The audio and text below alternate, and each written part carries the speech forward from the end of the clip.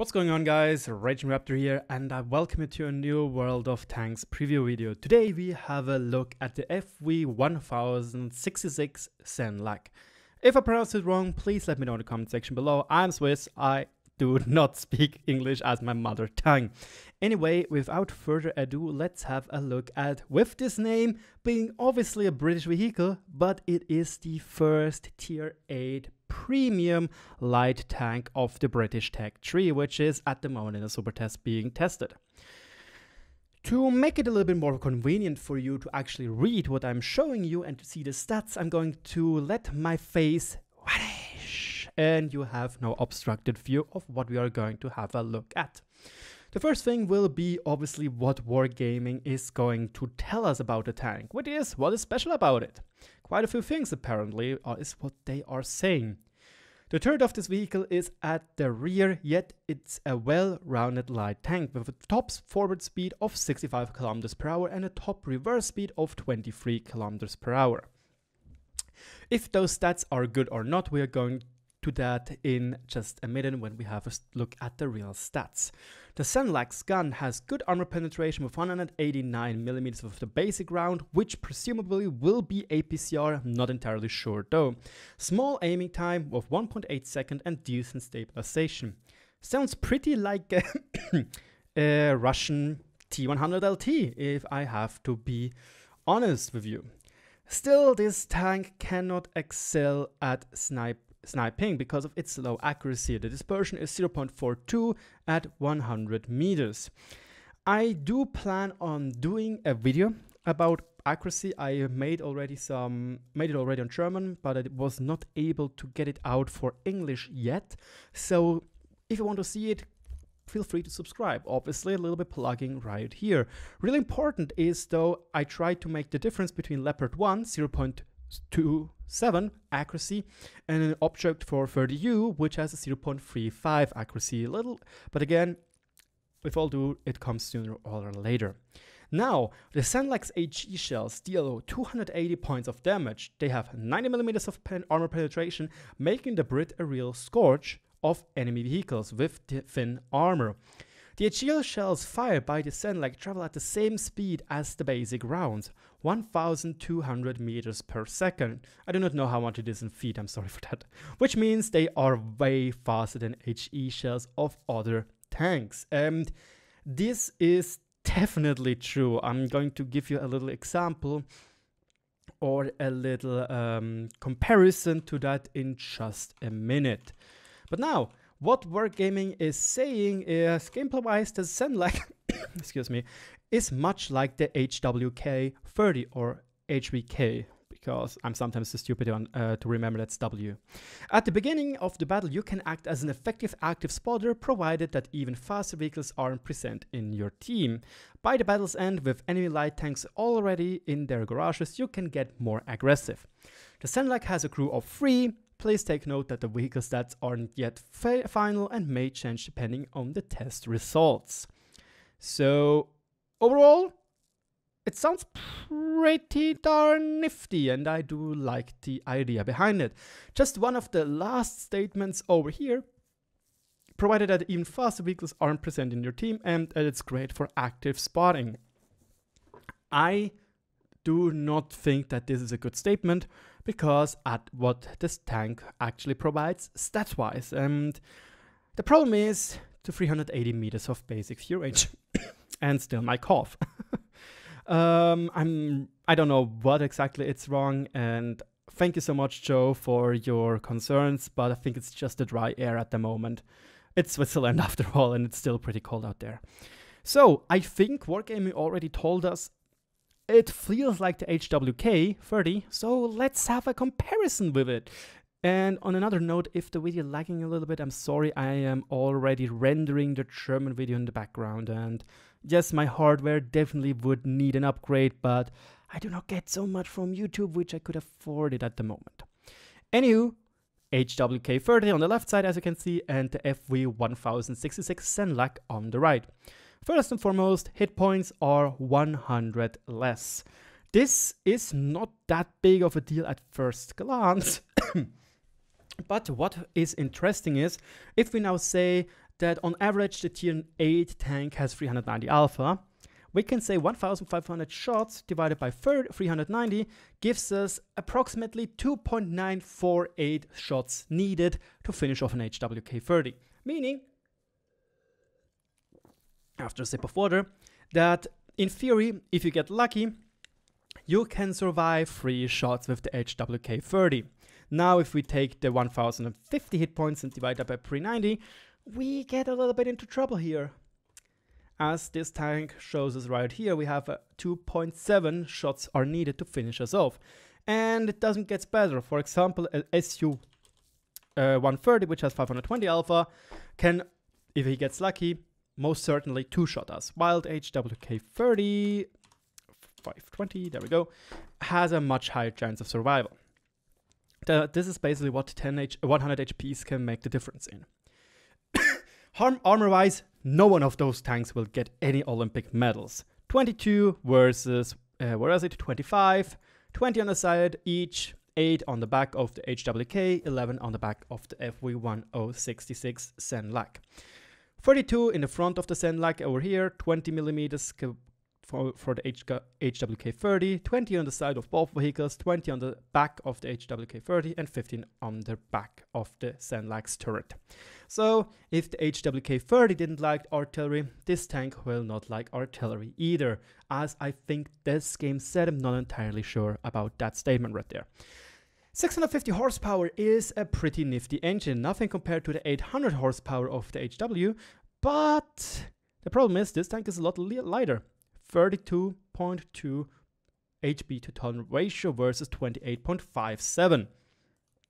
So yes, my dear friends, it feels a lot better. Like, yeah, honestly, there's not much else to say except that we have 4% or 4 HP to ton more than anything else, and this feels absolutely fantastic in my personal opinion. Like, this is really great. The problem though is when we skip over here, the top speed 65 kilometers per hour versus 75 kilometers can hurt you, and this tank drives 20 kilometers per hour slower than the wheelies at tier 8 or 15, depending on what wheelie you are. No, never mind, 15 or general. I forgot this tank only drives 80 and not 85. 23 kilometers per hour backwards is totally enough, nothing else to say about that. Turret traverse 46 degrees per second versus 33.8, and suspension 45 degrees per second versus 52. Fuel range, however, this is where problems start. 380 meters is not a lot. Basically, you have to play with rations to make this tank work, because the investment in crew might be pretty darn steep. Wargaming noted it has a crew of 3 people, which also means that this tank will be pretty nimble or small, which also looks really cool in my opinion. But we can most certainly say that this will be the crew layout for the FV1066 SENLAC. Yes, this is pure guesswork, but it just makes the most sense to me in a design standpoint. The driver obviously solely focuses on driver duty, while the gunner is also the loader, and the commander could do loader work, but will most likely also be the radio operator. And as you might know, the radio operator has a nifty skill which gives you 3% or 2%, again not sure, more fuel range, which is the situational awareness skill. So, if you want to have a light tank with, what was it, with, no, I forgot, with Sixth Sense, with Brothers in Arms, with Camouflage, with fuel range skill number 1, which is called situational awareness, and the recon skill, you basically have to have a 6 skill per crew, or at least 5 fully developed 100% crew skills. With normal vents and normal optics, and using all the skills as mentioned before, we get 457 meters of fuel range. And again, this is when you have, well, 5 skills on your commander, which once again is a huge investment. So we most likely are going to drop the recon skill and get barely over 445 meters of fuel range. So yeah, it's basically necessary to play with rations, and those values don't need to be too precise, as tanks.gg is known to be not that precise when it comes to calculating those, as I saw with the EBR 105. So yeah, the crew might be a big damper to those 380 meters of view range. So now the most important part of a tank, the gun. I do not know what tank or what gun it will be. I'm guessing because it's a British one, it's kind of a weird one. So it will be something like a 17-pounder gun or an 83 point something caliber gun. Again, I'm not entirely sure. We could have a quick look at British vehicles, which could in theory have a 180 damage gun. And I don't think, yeah, this is 150. As far as I know, the Centurions don't have a 180 millimeter, 180 damage gun. No, it's 140, 150, and 230. The 87 maybe, 180, 230. No. Now my last bet is just a Challenger. That about it. I think he does not have one of those 180 guns. So it will be a completely new gun. My guess will be it will be now around a 17-pounder gun, or maybe a 23, if this actually is a thing on the British tanks. Doesn't look like it. Give me a sec. Maybe a Centurion Mark. It looks like it might be around the 20-pounder gun, or something like a 19-pounder. I'm not entirely sure. I don't know those values. So it will be a completely new gun, which we can look at in the end, which sounds neat. Might also bring problems with auto-penetrating. So 189 millimeters of penetration against the HWK is, well, better actually. 223 millimeters of premium penetration, however, is a little bit worse. 250 for the HWK 30, but please keep in mind the HWK 30 has one of the best, or not even the best, premium penetration on tier 8 scouts. Again, not sure if there are better ones. Even DBR is worse in both departments. LP432 is worse in both departments. The Panhard AML is equal, almost, at least in gold penetration, so yeah. What stands out though is 90 millimeters of HE penetration, which is actually phenomenal. If you think about it, it's the second highest on tier 8 lights, only getting surpassed by yours truly, the HWK 30 and the Black Dog. 180 damage doesn't sound that exhilarating though. 280 on HE, however, is a different number. We can now do a little bit of calculation work here. It says the gun reloads in 6 seconds, so what 6 times what gives 60? It's 10, so it's 10 shots per minute. So we can, well, oh my god, it's a calculation like, oh my god, it's this, wow, 1,800 damage per minute with standard rounds. And I think it will be an APCR round, because Wargaming already mentioned 1,020 meters per second, which is pretty darn fast if I do want to mention that. But it's 200 short of the HE DPM of the HWK 30. The Panhard, when we give it, also worse than the Panhard's DPM. This guy, well, okay, we've got narrations in it, so it might be a little bit unfair. Still has better DPM. Okay, we're gonna get Brothers in Arms out as well. Still 300 DPM more. That's a lot. This one, a little bit less. Ah, that's a medium. This one doesn't count. And this one over here, also less. So it has one of the worst tier 8 premium tanks, or worst tier 8 light tanks. DPM, except for the Panhard, which is a little bit worse, but this guy does 240 damage and 320 with HE. Now comes the interesting part. The HE has 100 damage more, so now we have 2,800 damage per minute. Well, let's have a look with this HE. It's better than the HWK's HE. Nifty. This guy over here has better HE DPM, so this guy will beat our SENLAC. And the Panhard has, wow, 500 damage less. And this tank is super prone to HE, like it's just a box on wheels basically. 1.8 seconds aim time I think is one of the best on tier, except for the wheelies and the T92 apparently. But it's a really good value. Sadly, it's really inaccurate with 0.42, but then again, 0.42 is not that inaccurate with the current aiming system in World of Tanks, but again, I'm going to talk about this later. And lastly, one of the key features is 10 degrees of gun depression, which is actually amazing, but then again, the HWK 30 has it as well. So, I guess it's time to put my stupid face back onto the screen. Ta-da, there we go. And conclusion. it looks like if this tank is going to dictate how the premium or how the British light tanks will be, it sounds pretty interesting.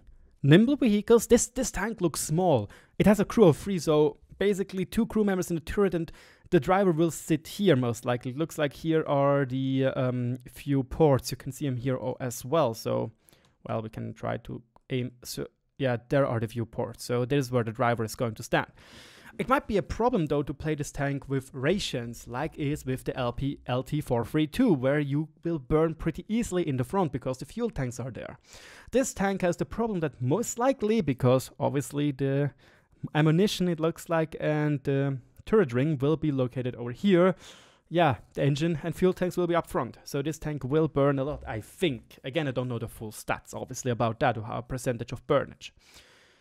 And this tank paints a pretty interesting picture for the upcoming, well, British light tank tree. It looks like there are nimble vehicles, as already said, small vehicles with decent-ish guns. Well, at least they're pretty accurate on the move currently, or decent accurate on the move. Decent penetration rates, actually one of the better ones on their tiers. Meh accuracy and fast aim time, and HE shells as HE shells, which are really fast. So that sounds like a really nifty thing, especially to counter the all and very much hated wheeled vehicles. So just so you know, the HWK-30 has a standard APCR shot speed of 1080 meters per second, which is pretty close to the 1020 meters per second. His HE, however, travels at 755 meters per second, which is pretty darn slow. Here I have a video or a small clip from my video about the HWK-30, and we have APCR shells loaded and try to snipe against the AMX-12T. And you can see the shot was still pretty darn fast. It didn't hit sadly, but then again, this was a 540 meters shot. So we can expect this speed or this shell velocity by its HE shells, meaning, yeah, it will make sniping those pesky wheeled vehicles incredibly easy. That's all for it, what I have for you today. Please don't forget to subscribe to my channel if you want to see more news from the Supertest, obviously. And don't forget that, again, I'm working on an accuracy video, a 2-parter to be more precise, because I want to go more in depth, but it won't come out till Saturday or Sunday, most likely. Thank you so much for your attention. Let me know in the comment section below what you think about the FV1066 SENLAC, and I'll talk to you all later. Bye-bye.